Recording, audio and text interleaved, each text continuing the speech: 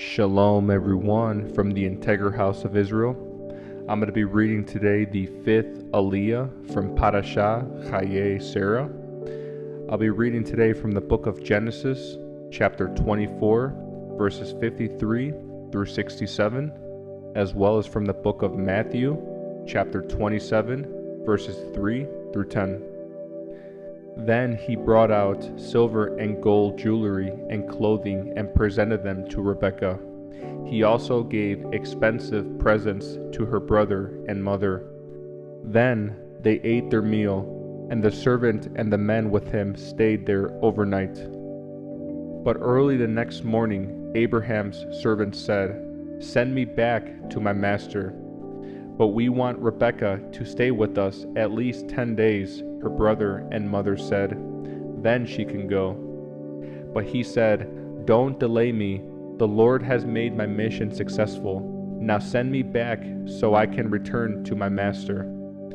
"Well," they said, "we'll call Rebekah and ask her what she thinks." So they called Rebekah. "Are you willing to go with this man?" they asked her. And she replied, "Yes, I will go."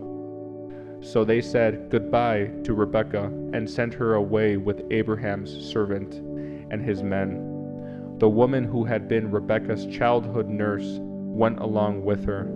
They gave her this blessing as she parted: "Our sister, may you become the mother of many nations. May your descendants be strong and conquer the cities of their enemies."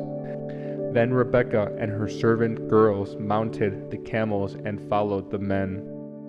So Abraham's servant took Rebekah and went on his way.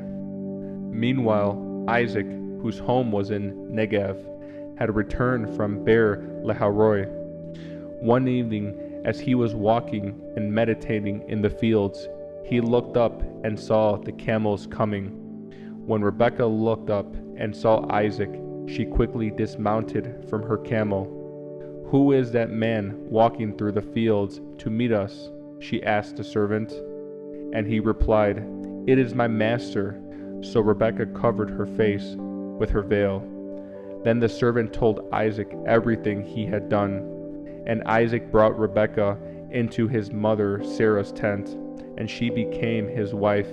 He loved her deeply, and she was a special comfort to him after the death of his mother. Next, I'll be reading from the book of Matthew, chapter 27, verses 3 through 10. When Judas, who had betrayed him, realized that Yeshua had been condemned to die, he was filled with remorse. So he took the 30 pieces of silver back to the leading priest and the elders. "I have sinned," he declared, "for I have betrayed an innocent man." "What do we care?" they retorted. "That's your problem." Then Judas threw the silver coins down in the temple and went out and hanged himself. The leading priest picked up the coins. "It wouldn't be right to put this money in the temple treasury," they said, "since it was payment for murder." After some discussion, they finally decided to buy the potter's field, and they made it into a cemetery for foreigners. That is why the field is still called the Field of Blood. This fulfilled the prophecy of Jeremiah that says, "They took the 30 pieces of silver, the price of which he was valued by the people of Israel, and purchased the potter's field as the Lord directed."